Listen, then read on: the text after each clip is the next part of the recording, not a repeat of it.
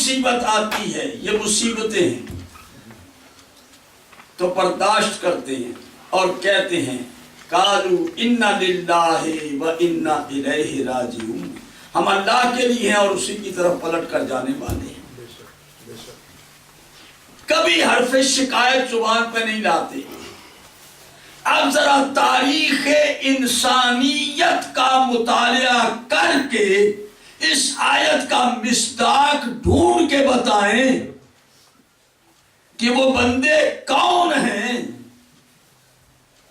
جن کو ہر طرح کا خوف بھی ہے، مال کا نقصان، جان کا نقصان، بھوک پیاس، اولاد کے نقصان سے آزمایا گیا اور لفظ شکایت زبان پہ نہیں لائے، بے صبری کا مظاہرہ نہیں کیا۔ اذا اصابتهم مصیبت قالوا انا للہ و انا الیہ راجعون۔ یہ وہ لوگ ہیں جو ان پر امتحانی پرچوں میں کامیاب ہوئے ہیں اور کامیابی کے اس زینے پر پہنچے جس سے اوپر کوئی ڈگری اور کوئی سٹینڈرڈ ہے ہی نہیں۔ سبحان اللہ، ہائیسٹ سٹینڈرڈ انہوں نے اچیو اولئک علیہم صلوات من ربہم، ان پر صلوات ہے ان کے رب کی طرف سے، سبحان اللہ، اللہم ان پر درود و سلام واجب ہے۔ امام حسین کی قبر مبارک پر یوم عاشور سے دفن سے لے کر آج تک 70,000 فرشتے امام علیہ السلام کی قبر پر مناجات کرتے ہیں اور جو زائر جاتے ہیں ان کے حق میں دعا کرتے ہیں۔ سبحان اللہ، سبحان اللہ۔ توجہ ہے، یہ ہمارے بھائی لکھ رہے ہیں اپنی کتابوں میں، امام حسین علیہ السلام کی زیارت، ایک زیارت 70 حج کا ثواب ہے، اشرطے کہ وہ زیارت ہو۔ سبحان اللہ، سبحان اللہ۔ توجہ ہے نا آپ کی؟ امام علیہ السلام نے دین کو بچایا، اللہ ممنون ہے، اللہ بھی امام حسین کا، سبحان اللہ، انبیاء بھی ممنون ہے امام حسین علیہ السلام کی، بے شک، بے شک۔ کہ اگر امام حسین سامنے نہ آتے بھاری پڑ جاتی، تو پھر سارے نبیوں کی محنت برباد ہو جاتی۔ توجہ ہے آپ کی؟ ذرا صلوات تو پڑھ دیں عقیدت کے ساتھ۔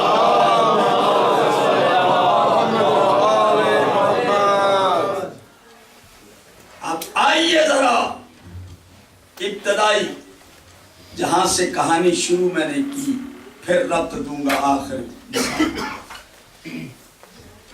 امام حسین علیہ السلام کو اب گورنر مدینے کا بلاتا ہے اور یہ کہتا ہے کہ آپ یزید کی بیعت کر لیں، بے شک، بیعت کر لیں، یعنی یزید کو ایکسپٹ کر لیں، rightful caliph and rightful imam of Muslim community,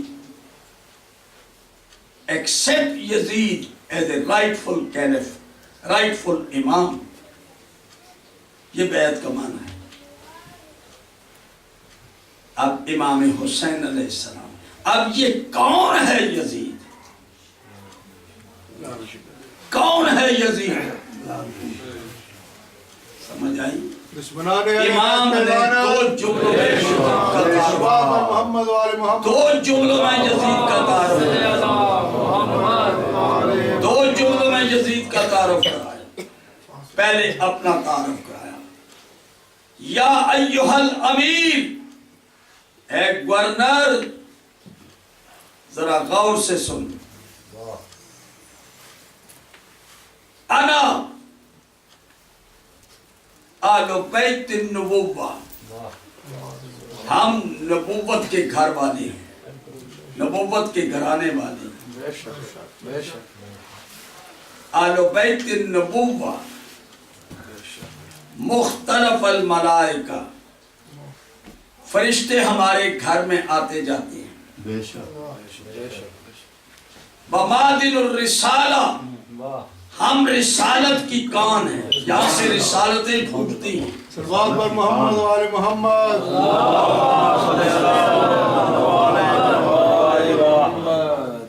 بنا فتح اللہ و بنا خاتمہ، اللہ نے کائنات کی ابتدا ہم سے کی سبحان اللہ اور انتہا بھی ہم پر ہوگی. سبحان اللہ توجہ،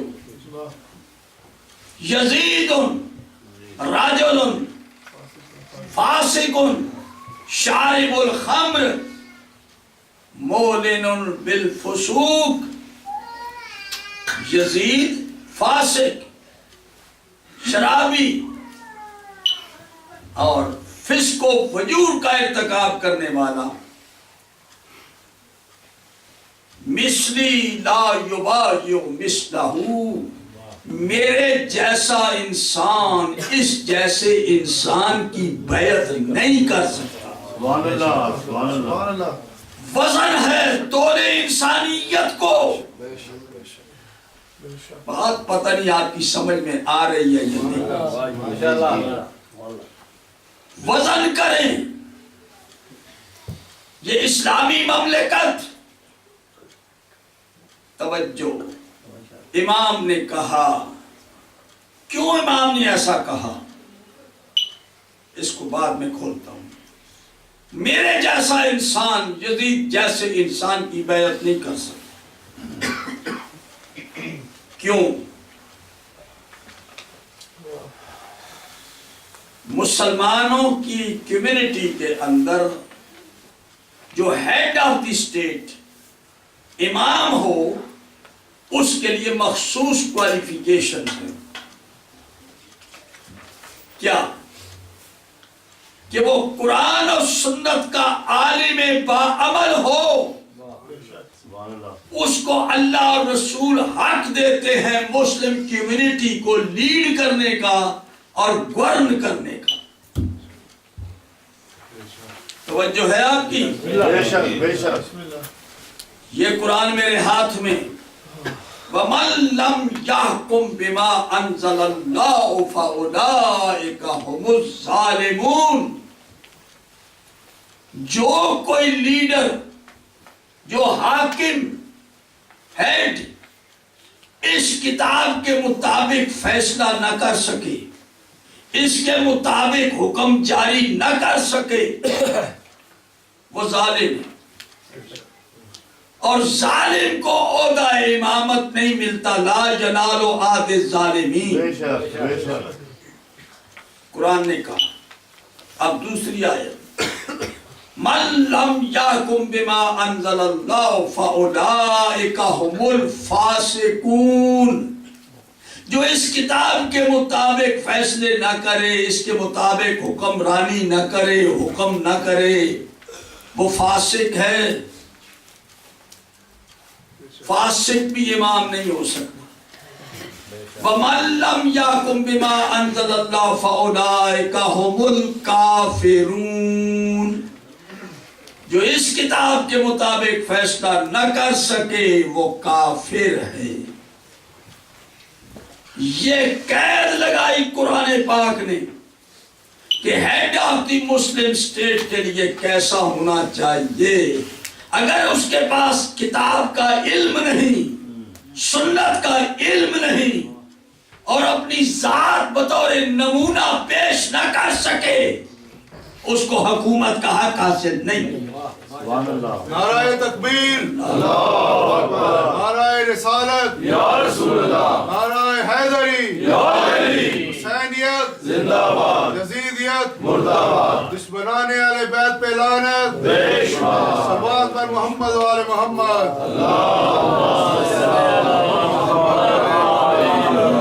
اب آپ اندازہ کریں، یزید تاریخ کے آئینے میں دیکھ لے کہ یزید کون ہے. لیکن جمہور نے اس کو خلیفہ مان لیا. آپ دیکھیے عظمت حسین پیش کر کے ربط مصائب دوں گا. جمہور نے باوجود اس قرآن کے کہ قرآن اس کو الاؤ نہیں کرتا، سنت رسول اجازت نہیں دیتی، لیکن مسلم کمیونٹی نے اجماع کیا اور یزید کو ایکسپٹ کیا. اور اگر یزید کی تخت نشینی کے بارے میں کہوں، سب سے پہلی رشوت معاویہ نے دی. رشوت کا آغاز معاویہ سے ہوا. بے شمار جب اس نے یزید کو خلیفہ بنانا چاہا اور اس نے لوگوں کو بلایا، اپنے گورنروں کو برائب کیا، پہلے ہی اس کے ممنون تھے. انہوں نے کہا ٹھیک. مغیرہ بن شعبہ نے مشورہ دیا کہ تم یزید کو خلیفہ نامزد کر دو، ہم اس کو منوائیں گے. تو جس وقت لوگوں نے یزید کے حمایت بھر لی، حامی بن گئے، اور معاویہ نے پورے مملکت میں چیدہ افراد کو دیکھا، سب سے کہا، وہ ایک گلی کوچے میں جا کے عام آدمیوں سے نہیں بیعت لی جاتی، جو لیڈر ہوتے ہیں ان کو پکڑا جاتا ہے. توجہ ہے نا آپ کی؟ اور سارے جناب جتنے افسران تھے، لیڈران تھے، ان سب نے ہاں میں ہاں ملائی کہ بالکل آپ کا یہ آئیڈیا اچھا ہے. We will support Yazid. Carry on. Well done.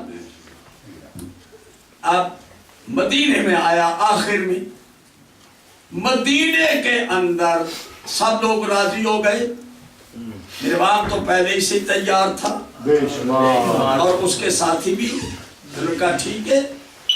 اور حضرت عبداللہ ابن عمر وہ تو کہتے تھے کہ ہم نے یزید کی بیعت کیا اللہ رسول کے حکم کے مطابق. یزید کی بیعت کو یا اللہ رسول کی عبادت بیعت ہے. سمجھ آئی؟ لیکن کیسے یہ کہا؟ معاویہ نے کہا 4 بندے یہ بیعت سے انکار کر رہے ہیں. حسین بن علی، عبداللہ بن زبیر اور عبد الرحمن بن ابو بکر، عبداللہ بن عمر. یہ 4 آدمیوں نے یزید کے بارے میں معاویہ کو جواب دیا کہ ہم بیعت نہیں کرتے. ٹھیک. عبداللہ بن عمر نے کہا کہ ایک وقت میں ایک امام کی بیعت ہوتی ہے. اس وقت تو امام ہے، میں نے تیری بیعت کی ہے. اب ایک وقت میں ایک ہی ہوگا امام، دوسرے امام کا سوال نہیں کیا جا سکتا. ہاں تیرے مرنے کے بعد دیکھا جائے گا. معاویہ نے سب سے پہلے رشوت دی. 1,00,000 دینار تھیلی میں بھر کر دیا. اچھا یہ تحفہ لے لو. اب وہ تحفہ لے لیا. کہا کہ ہاں تمہارے مرنے کے بعد ہم دیکھیں گے. اب وہ سمجھ گئے کہ تھیلی لے لی ہے، یہ کام آ جائے گا، کر دے گا بیعت. عبداللہ بن عمر. اچھا عبداللہ بن عبد الرحمن بن ابو بکر، اس کو معاویہ نے ٹٹولا اور اس نے صاف کہہ دیا. عبداللہ ابن عمر نے تھیلی لے لی اور عبد الرحمن بن ابو بکر نے جواب دیا میں اپنا دین ان سکوں کے بدلے نہیں بیچنا چاہتا. تاریخ کے الفاظ ہیں. حضرت ابو بکر کا بیٹا کہہ رہا ہے کہ میں اپنا دین نہیں بیچ سکتا چند سکوں کی خاطر.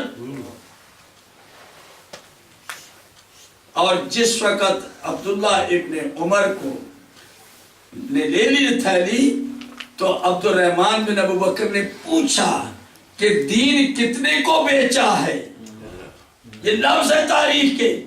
مفتی غلام رسول صاحب نے حسب اور نسب کے اندر جلی الفاظ کے ساتھ لکھا ہے اور اہل سنت کی مشہور کتاب فتح الباری شرح صحیح بخاری میں نے پڑھا ہے،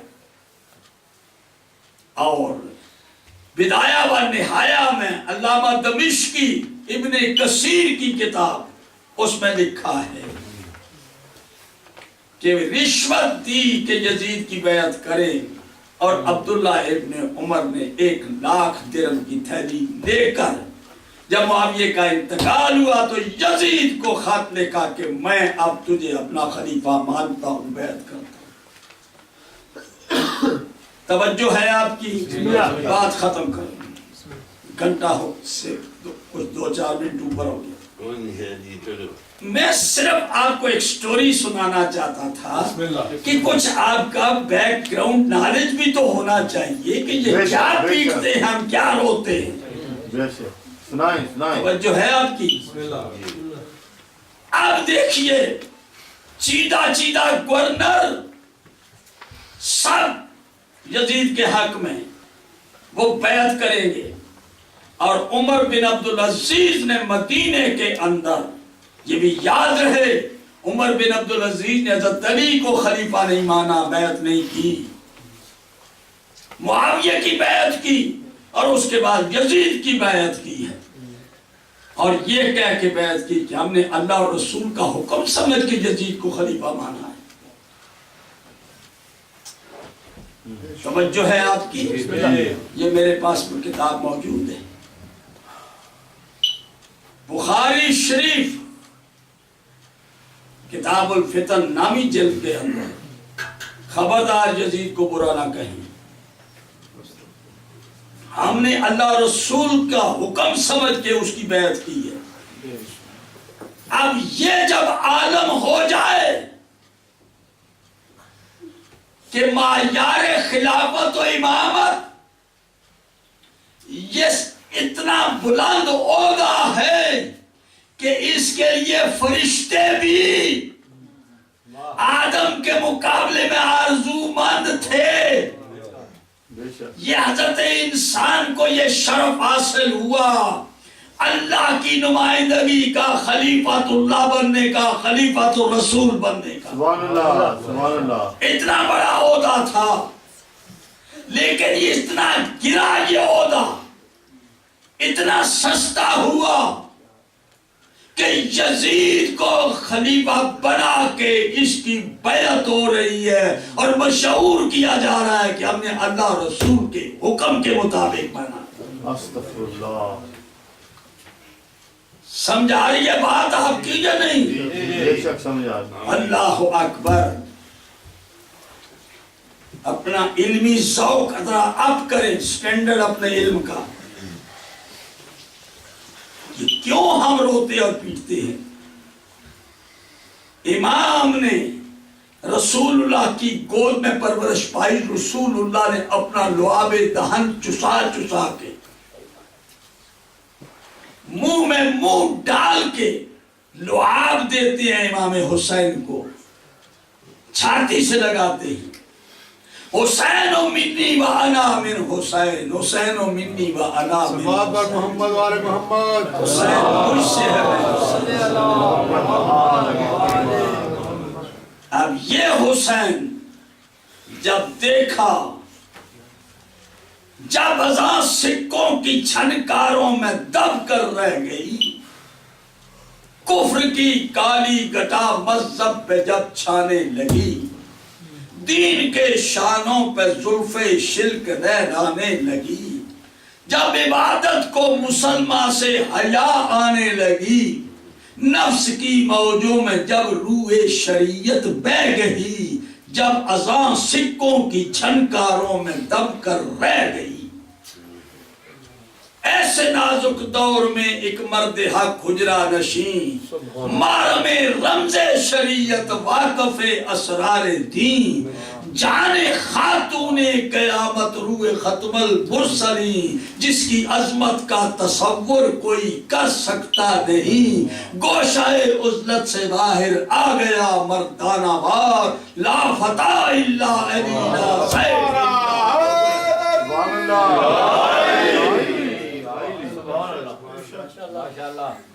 خون سے تیرے بنائے شرح محکم ہو گئی، حسین تیرے خون سے شریعت کی بنیاد محکم ہو گئی، سبحان اللہ، خون سے تیرے بنائے شرح محکم ہو گئی، تیری قربانی سے تنظیم دو عالم ہو گئی، سبحان اللہ، سبحان اللہ،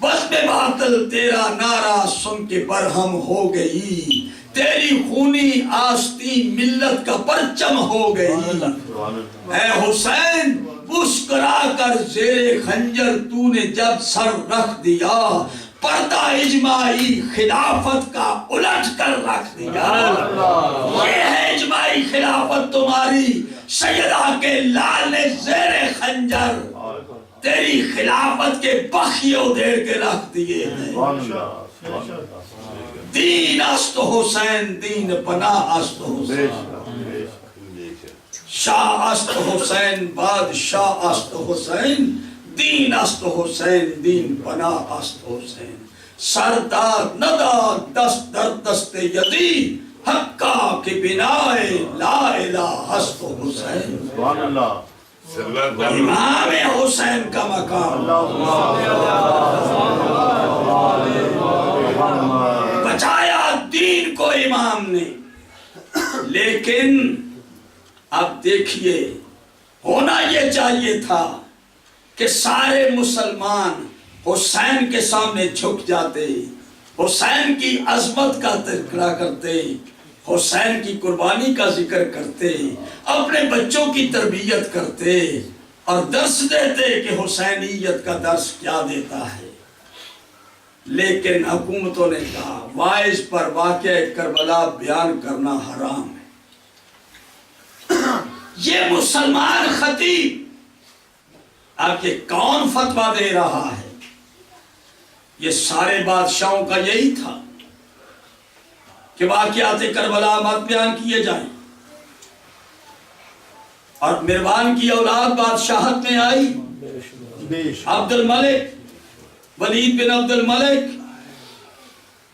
سلمان بن عبد الملک، توجہ ہے آپ کی، بے شک، معاذ سوائے عمر بن عبد الملک، عمر بن عبد العزیز بن عبد الملک، یہ 2.25 سال حکومت کی، اس کو قتل کر دیا خود ہی کہ وہ ذرا اہل بیت کی طرف رجوع رکھتا تھا۔ انہوں نے کہا یہ نہیں، کیونکہ اس نے آرڈر کیا تھا کہ یہ ممبر پر جو علی کو گالی دی جاتی ہے بند کی جائیں، بس اس وجہ سے اس کو قتل کر دیا کہ تو ہمارے راستے میں رکاوٹیں ڈالتا ہے۔ حضرت علی کو ممبروں پہ گالیاں دی جاتی ہیں، واقعات کربلا پہ پردہ ڈالو، کیوں؟ اب ریزن سن لو، بات ختم ہو جائے، آپ کی سماں خلاشی ختم کروں، آپ لوگ تھک گئے ہیں، سمجھ آ گئی، کیونکہ یہ علمی گفتگو جو میں آج لازم سمجھتا تھا کہ کتنے عرصہ مجھے آپ کو سامنے آتے ہوئے اور تقریریں کرتے ہوئے گزر گئے، لیکن حقیقت حال سے آپ آگاہ نہیں ہیں کہ یہ کیوں ہم پیٹتے ہیں، کیوں روتے ہیں، اس کا وجہ کیا ہے۔ حکومتوں نے زور دیا کہ واقعات کربلا کو چھپا دو، علی کا ذکر مٹا دو اور شاہان بنی امیہ کا تذکرہ کرو، اور جس وقت امام حسین علیہ السلام کا ذکر بند ہو رہا ہے، کیوں؟ اب وجہ بتائی۔ امام غزالی نے جو مسلمانوں کے بہت بڑے فلسفی عالم ہیں، انہوں نے فتویٰ دیا، بادشاہوں نے تو حکم چلایا تلوار کے زور سے کہ کوئی آدمی ذکر اہل بیت نہیں کرے گا، اہل بیت سے لین دین نہیں کرے گا، کوئی ان کو سامنے نہیں لائے گا، ان سے قطع تعلق رکھے گا۔ اور دیکھیے امام زین العابدین، امام باقر، امام جعفر، امام صادق علیہ السلام کے ساتھ گورنمنٹ نے کیا سلوک کیا؟ ان پر نگرانیاں ہیں، ان کو کوئی عہدے نہیں، ان سے دین نہیں، ان سے روایت نہیں، ان سے حدیث نہیں، توجہ ہے۔ امام موسیٰ کاظم کو جیل میں، امام علی رضا علیہ السلام کو زہر دے کے اور سب اماموں کو شہید کیا، ان کے پاس نہ آنا اور ان کے مخالفین کو اوپر لے کے جانا، تو میں عرض کر رہا ہوں کیوں، وجہ بیان کی امام غزالی نے کہ باعث کے اوپر واقعات کربلا کا بیان کرنا، جنگ جمل کا بیان کرنا، جنگ صفین کا بیان کرنا حرام ہے، اس لیے کہ ہمارے بزرگوں کے بارے میں بدگمانیاں پیدا ہوتی ہیں، جن کو ہم دین کا ستون مان چکے ہیں، ان کی کردار کشی ہوتی ہے، ان کے بارے میں بدگمانیاں ہوتی ہیں، کیونکہ ان واقعات میں وہ ملوث ہیں۔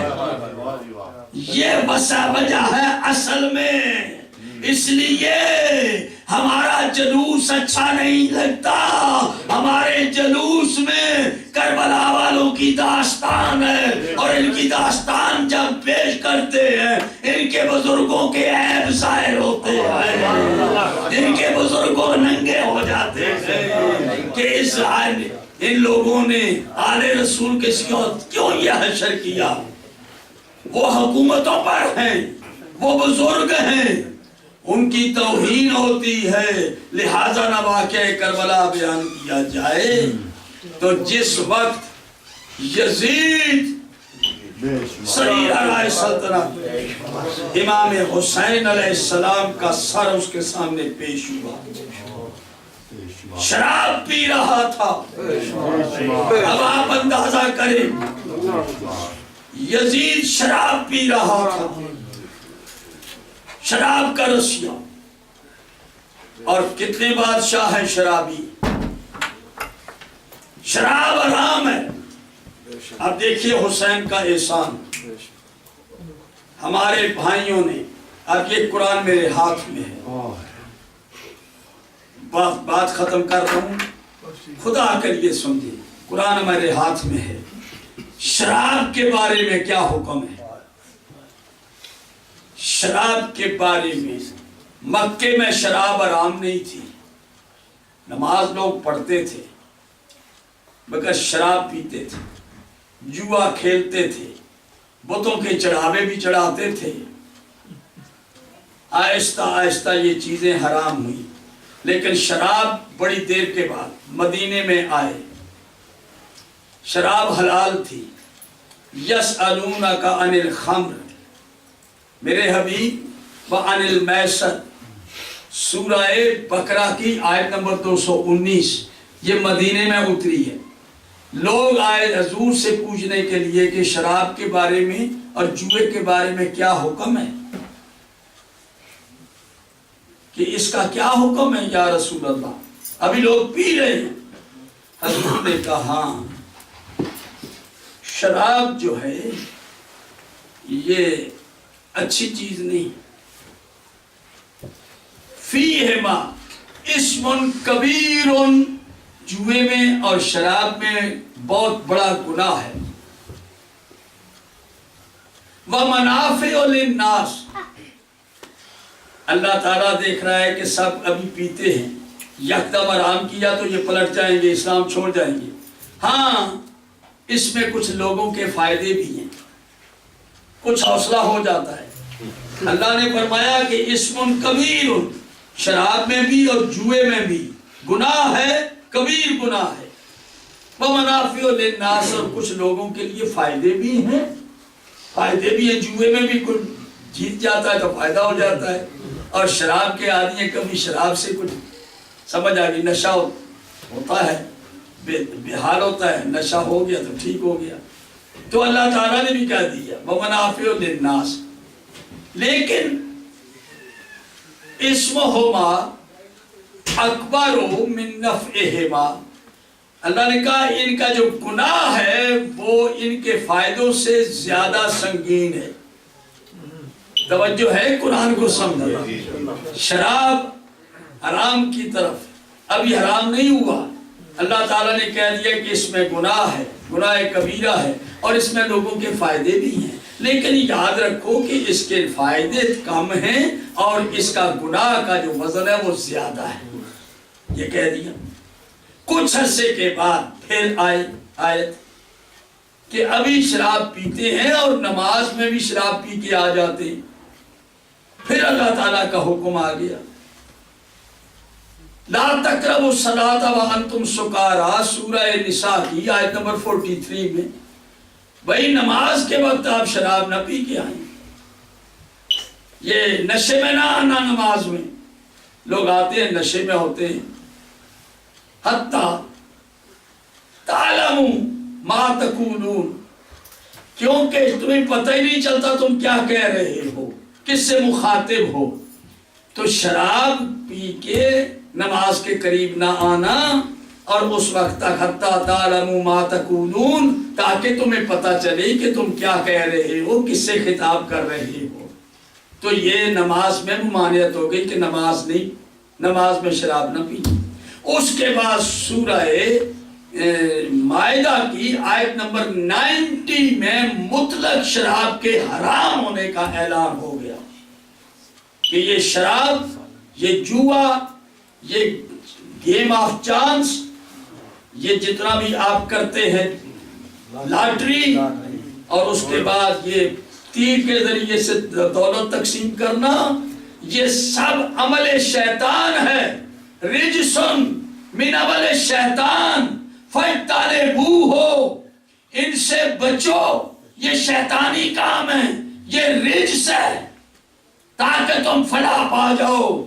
یہ شراب بھی حرام، جوا بھی حرام، بتوں پر چڑھاوے بھی حرام. اب مطلق شراب حرام ہو گئی، اور شراب کے عالم میں نماز کا تو پہلے حکم آیا کہ نماز کے قریب نہیں جا سکتے. اب دیکھیے حسین کا احسان دین کو بچانے کے لیے کیسا تھا. دین اللہ نے حرام قرار دیا. یہ میرے پاس ہمارے بھائیوں کی کتاب ہے شرح فقہ اکبر مولا علی قاری. یزید شرابی ہے، اور حضرت عثمان کے زمانے میں کوفے کا گورنر شراب پی کے نماز پڑھاتا ہے. شراب پی کے نماز پڑھائی. ولید بن عقبہ بن ابی معیط بے شمار گورنر مدینہ کوفہ، صبح کی نماز پڑھا رہا ہے، شراب پی رہا ہے. اور یہ سے لکھا ہے کہ وہ شراب پیتا تھا، وہ عادی تھا. اب قرآن کہتا ہے لا تقربوا الصلاۃ وانتم سکارى، شراب کے نشے میں نماز کے قریب نہ جانا. شراب حرام ہے، رجس ہے، اس سے بچو. اب ایک آدمی نماز پڑھا رہا ہے شراب پی کے. ہونا یہ چاہیے تھا کہ یہ صاحب کتاب امام اعظم کی کتاب ملا علی قاری کی شرح، اس میں لکھتے کہ یہ حرام ہے، یہ شراب پی کر نماز نہیں پڑھا سکتا، یہ نماز جائز نہیں. لیکن اس کو جائز کہا گیا کہ شرابی کے پیچھے نماز جائز ہے. حضور یہ ہے دین کا برباد ہونا. اللہ کہتا ہے شراب حرام ہے، رجس ہے، اور قریب نہ جاؤ نماز کے. یہ گورنر شراب پی کے نماز پڑھا رہا ہے، اور اس کو یہ امام کہہ رہا ہے، امام اعظم، کہ یہ جائز ہے، شرابی کے پیچھے نماز جائز ہے. اب آپ اندازہ کریں کہ اے حسین ہم تیرے شکر گزار ہیں. اے سیدہ کے لال، اگر تو نہ ہوتا تو آج وہ مخلص مسلمان جو شراب کو حرام سمجھتے ہیں، کم از کم وہ تو بچ گئے. اگر حسین نہ جھک جاتے یزید کے سامنے تو کوئی بندہ بھی، شراب سب کے لیے جائز ہوتی، ہر مسجد میں جاری ہوتی، اور لوگ شراب پی کے نمازیں پڑھتے، شراب کو حرام نہ کیا جاتا. امام حسین علیہ السلام کی قربانی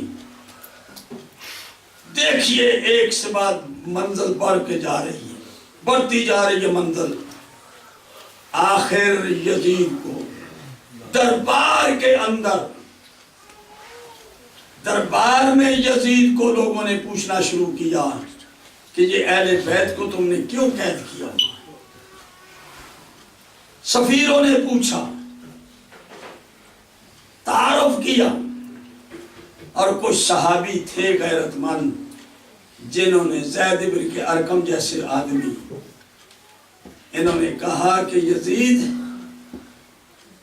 یہ تو نے جو ظلم کیا، آل محمد کی یہ قید، یہ عوام الناس اس کو محسوس کر رہے ہیں۔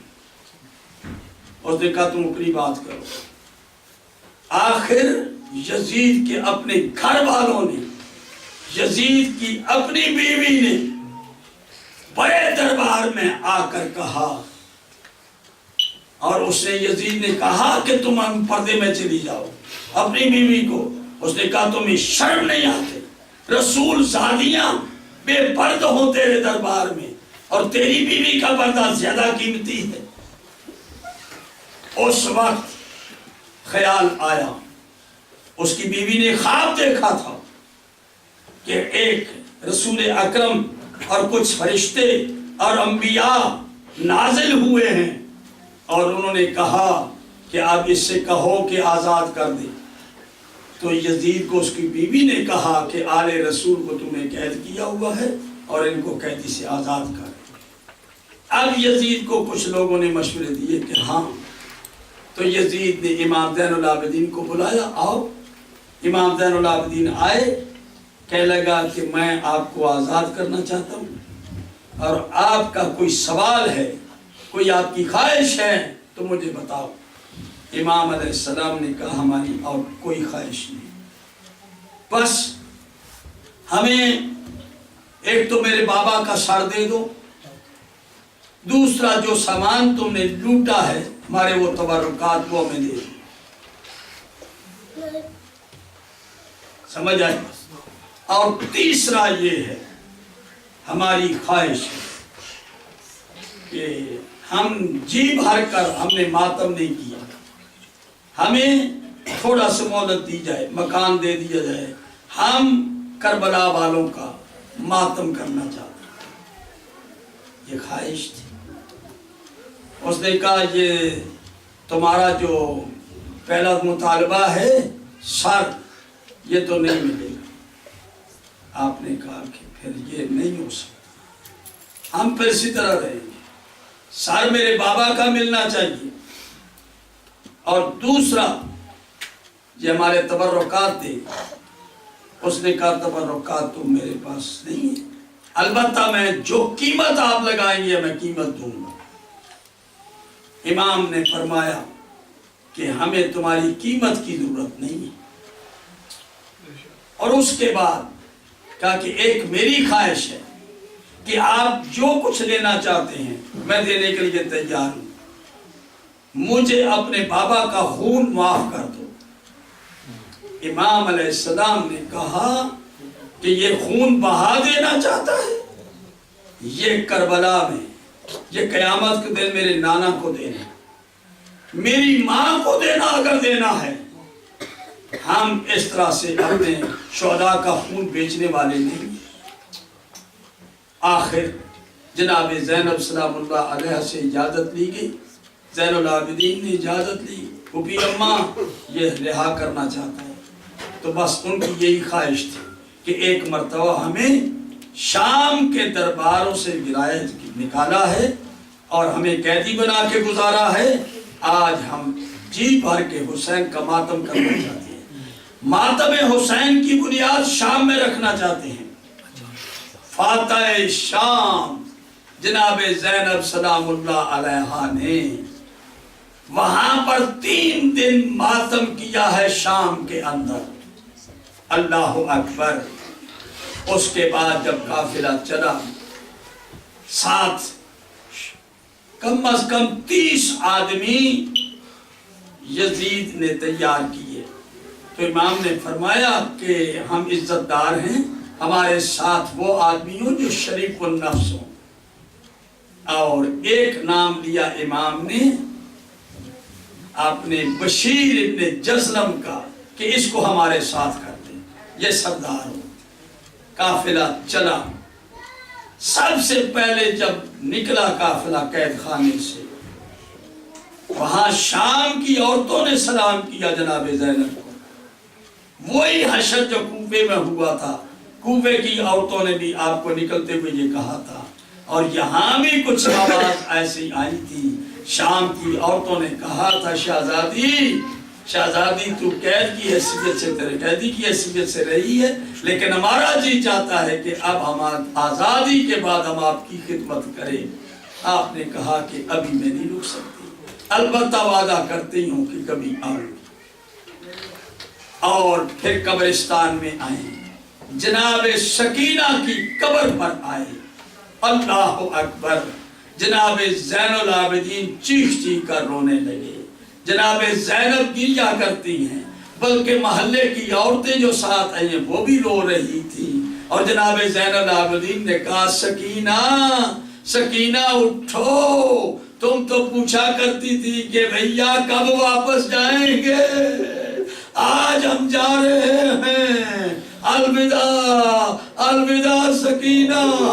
جناب زینب قبر سکینہ پر گر پڑی اور کہا بیٹی میں وعدہ کرتی ہوں میں تجھے اکیلا یہاں نہیں چھوڑوں گی۔